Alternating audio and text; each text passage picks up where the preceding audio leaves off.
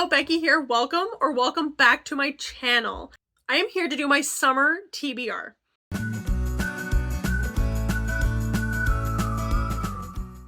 This is not all of the books I am planning to read for summer, but I am claiming this summer as my summer of romance. And I want to share with you all the romance books that are on my physical TBR and some that I will probably be listening to as audiobooks that I want to read over the course of the summer. And I will be vlogging the experience as much as possible and sharing some sort of video vlog or something at the end of the summer. So hold me accountable to that. According to the calendar in the West, in Canada here, summer starts on June 20th and goes until September 22nd. So I am counting that as summer because if you follow the seasons based on our weather, I don't think summer is coming. We had some nice days in May and it became so hot that part of the city was evacuated due to wildfires. Thankfully, the evacuation was just a precaution and there was no real damage this year, unlike 8 years ago. But since then, it has basically not stopped raining. So if we based our seasons just on the weather alone, it doesn't feel like summer's coming at all. But to be fair, according to the calendar, we are still technically in spring, and spring is a very rainy season. But when it is also June 5th as I record this and I have to turn the heat on in my house, it's a little bit depressing. I do not thrive in hot weather. If it's over like plus 20 degrees Celsius, I am red as a tomato, I'm sweating, and I'm mad. I'm mad about it. I'm angry. I do not like the heat. But I live in a place where it is winter for 6 months out of the year. With the winter that starts in October, and we will get snow up until May long weekend, which just passed a couple of weekends ago. I am trying my best in the last few years to embrace as much of the summer as I possibly can without overheating and being angry about it. So I like romance. I'm not trying to drum up some kind of romance era for me. I enjoy romance books and I really do enjoy romantic comedy movies. So what I have found in the last few years is listening to a rom-com type book as an audiobook feels like I am watching a movie, just longer and more in depth. So this summer, I got all the romance books and I'm excited. I have a few other vlogs that I am working on for July. I have 5 videos that I have coming out in July in celebration of my 5th anniversary on YouTube. And I had a couple of Abby Jimenez books that I wanted to read for one of those vlogs. I am not 100% sure if I'm still going with that exact vlog that I was planning, but I still wanted to read some Abby Jimenez books like Yours Truly and Part of Your World. And I have to look up every time which one is the first one and which one is the second one in that series. But I wanted to start with those two, and I have access to both of those as audiobooks. So I think I'm going to save my money and not buy them and just listen to them as audiobooks.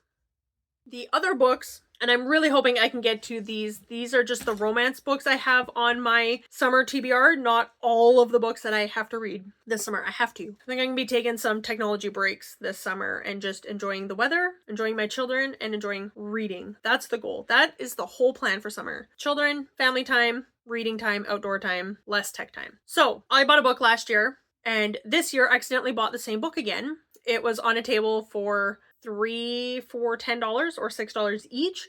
And I passed the extra copy on to my friend, so maybe we will read this summer as a little buddy read. This would just be a cute little fun quirky book called New Arrivals at Hedgehog Hollow by Jessica Redland. I bought this last year just hoping to have some fun, cute little romance books to read in the summer and never got to it. I think hedgehogs are adorable and I want one. You can see the cute little hedgehogs here at the bottom. Sorry about the ring light and the cat and stuff. So cute. Life at Hedgehog Hollow has never been busier for Samantha, but with an influx of new hogs and hoglets to take care of, not to mention a full-time job and ongoing family issues, has she taken on more than she can handle. It says it's the perfect uplifting read. So I enjoy books that have animals in them, and I'm just hoping it will be a fun, cute time. And I really hope that the animals play not a huge part in the story, but they are a part of the story. And we get some cute little scenes and antics with the hedgehogs and maybe a cat. So I just remembered these 2 other books that I bought that were also part of this 3 for $10 sale. It's just like a table at Chapters that you go and browse, I guess. And this one was A New Life for Ariana Bryn. What happens after all your dreams come true? And this is by Liz Hurley. Same kind of vibes here. Ariana Brine has never had it easy. After the death of her parents, she became the sole guardian for her 4 little sisters, despite her young age. That is a lot to take on. So when Ari learns that she's actually the Right Honourable Lady de Foix, Countess of Heverton, owner of the Norfolk estate, she's stunned. And while she's struggling to settle in, she's making new friends and new mistakes. Trusting her gorgeous neighbor, Sebastian, Flint Hyssop, might be one of them. My husband's name is Sebastian. It's always fun to see a Sebastian in a book. And then the other one that I got that's just kind of quirky, fun, I'm not expecting necessarily a 5-star read, but hopefully just a fun time, is called The Flip Side, a novel by James Bailey. And it has a rabbit on the cover, so lots of animals so far. No animals in this one. I like the flowers though, these are really pretty. Just children, so maybe some fun children antics. I don't want to read the synopsis for each one of these books, but I know these first 3 books are a lot lesser known, so I'll just share the synopsis on the back about these ones specifically. This is James Bailey's debut novel. I am a sucker for a good pun, and the first sentence of this synopsis might have been why I picked up the book. To coin a phrase, Josh is suffering from a quarter-life crisis. He just broke up with his long-term girlfriend, but retained custody of their pet rabbit, lost his job, and moved back home with his parents, Shudder. Welcome to rock bottom in Bristol. As Josh starts questioning all his life choices, he has a mad thought. Maybe he would just be better off flipping a coin. After all, careful planning has landed him homeless, jobless, and single. What starts as a joke soon becomes serious, and Josh decides to put his faith in the capriciousness of currency. He doesn't have anything to lose, but with the coin in charge, will he be guided to a rich love life or left flat broke? So I am planning a few other vlogs, of course, throughout the summer, and I have some of these books for those plans. And I just remembered one was The 7-Year Slip by Ashley Poston, I believe. So let me know if you have read that book. That would be one I'd be listening to as an audiobook as well. I also bought, at the beginning of this year, Canadian Boyfriend. He's not fake, he's Canadian, by Jenny Holiday. A heartwarming, healing rom-com, says Abby Jimenez on the cover there. So I am Canadian.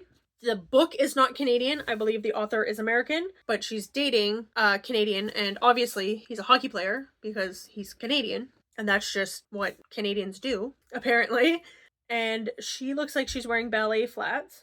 Once upon a time, teenage Aurora Evans meets a hockey player at the Mall of America. He was from Canada, and soon he was the perfect fake boyfriend, a get-out-of-jail-free card for all kinds of sticky situations. I can't go to prom. I'm going to visit my boyfriend in Canada. He was just what she needed to cover her social awkwardness. He never had to know. It wasn't like she was ever going to see him again. Years later, Aurora is teaching kids dance classes and battling panic and eating disorders when pro hockey player Mike Martin walks in with his daughter. Mike's honesty about his struggles with widowhood helps Aurora confront some of her own demons, and the two forge an unlikely friendship. There's just one problem. Mike is the boy she spent years pretending was her Canadian boyfriend. So, if this is done well, this could be really good. Like it says, a healing rom-com. So I like books that have that romance in it, but they are also on their own personal journey of healing and self-discovery. There's just more there than just the love story. So this could, if it's done well, could be really good. So I'm excited about this one. I was thinking I might start it on Canada Day, because why not?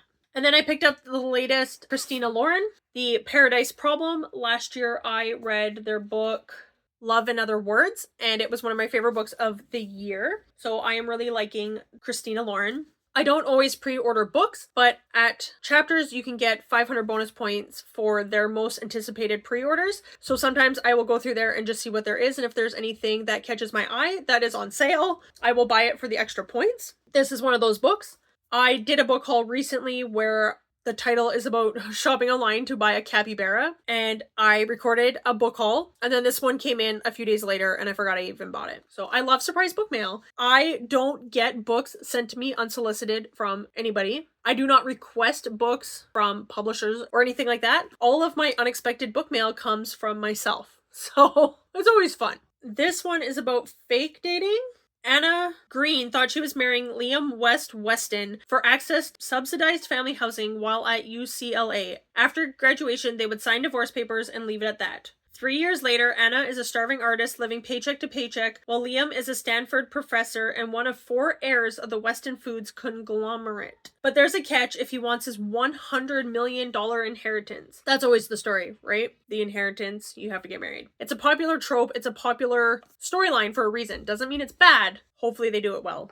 Due to an antiquated clause in his grandfather's will, Liam can't claim the money until he's been happily married for 5 years, and circumstances are forcing him to introduce his unpolished, not-so-ex-wife to his 1%er parents. Some of these stories, all the problems that everyday people would have is solved because somebody's rich. I really love the Romance Book Club series, but they're all just like ridiculously rich and they don't have the same problems that we have, or the problems that they are having are solved with the money. Rich people have problems. Not everything is solved with money. I understand that. I'm just saying some of the problems that we would experience is not experienced by these people because they have money. The problems that can be solved with money are solved with money. But in the presence of his family, Liam's fears quickly shift from whether the feisty, foul-mouthed, paint-splattered Anna can play the part to whether the toxic world of wealth will corrupt someone as pure of heart as his surprisingly grounded and supportive wife. Liam will have to ask himself if the price tag on his flimsy cover story is worth losing true love that sprouted from a lie. The little tag at the top says, "Is the secret to a happy marriage starting with the divorce?" Do you read Christina Lauren? Do you like their work? Will you be picking this one up this summer? Let me know. I have seen 2 people read this book now. Kayla talked about it and it was like a 5 stars for her. And I'm currently watching Gavin's switching screen time for reading time, reading The Husbands. And it sounded quirky and fun. So The Husbands by Holly Gramazio. The basic premise of this one is our main character, Lauren, returns home to her flat in London late one night. She's greeted at the door by her husband, Michael. There's only one problem, she's not married. And there is some kind of portal in the attic. Every time the husband goes up, a new husband comes back down. And she's like, where are these husbands coming from? And her life, everything about her life changes every time she gets this new husband. And I'm interested to see how this book goes. If it is too repetitive for me, or if it's balanced really well. If it's a good mix between the quirky, fun stuff and learning the lessons of love in your life. And can you have a soulmate? Is there true love out there? Do you have to make the best out of the situation you were put in? Things like that. So I'm really excited. This one looks really fun and quirky, and I'm just hoping I don't get bored and it gets too repetitive. But I've heard good things, so I'm excited about this one. I have also heard so many good things and wanted to pick this up last year. I didn't. I bought it last year. Before I Let Go by Kennedy Ryan. This is a second chance romance. They are divorced, I believe. Yasmin and Josiah. They are divorced, they have kids, and I think they are trying to work things out. And I've heard some really amazing things about this. I am absolutely in love with this cover. It is one of my favorite covers that I have. I love the gold, the foiling and stuff. It is just absolutely beautiful. I always picture this as stars in her hair, but they are gold like accents. So I don't know. I always pictured as stars. And I know that there is a sequel to this. So if this is as good as everyone says it is, and I love it, I might just be going out to buy the second one because the second one also has a very beautiful cover. I have read a Kennedy Ryan before. I think it was very smutty, maybe. I don't like smut. So we'll see. I have a spice rating for Christians that I will add with these books and talk about when I do those vlogs. But I have this on my list.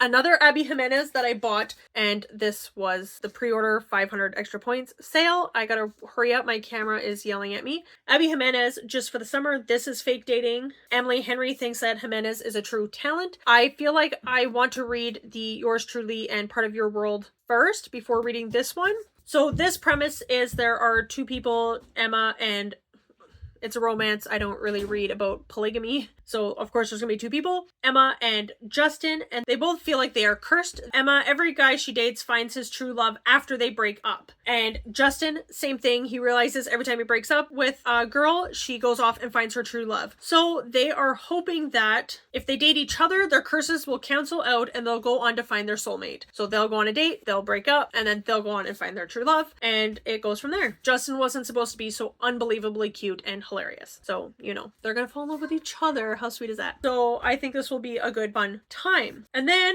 since I gotta hurry up here, of course, I have the Emily Henry. Also a pre-order for the 500 points, and it was on sale because I love you, Emily Henry, but I am not spending $39 on a hardback. It is called Funny Story. I always want to call it Funny People. It is not Funny People, it is Funny Story. And this one is also fake dating. I don't even know what this is about myself. And I picked it up because it was Emily Henry and I was like, sure. She's like an autobiography author for me now. So Daphne is engaged to Peter, and then Peter realizes that he's actually in love with his childhood best friend. And Daphne is beginning a new story. She is stranded in beautiful Waning Bay, Michigan, without friends or family, but having her dream job as a librarian, and is asking to be roommates with the only person who could possibly understand her predicament, Petra's ex, Miles Nowak. Miles is the opposite of practical buttoned-up Daphne. The roommates mainly avoid one another until one day, while drowning their sorrows, they form a tenuous friendship and a plan. If said plan also involves posting deliberately misleading photos of their summer adventures together, well, who could blame them? But it's all for show, of course, because there's no way Daphne would actually start her new chapter by falling in love with her ex-fiance's new fiance's ex, right?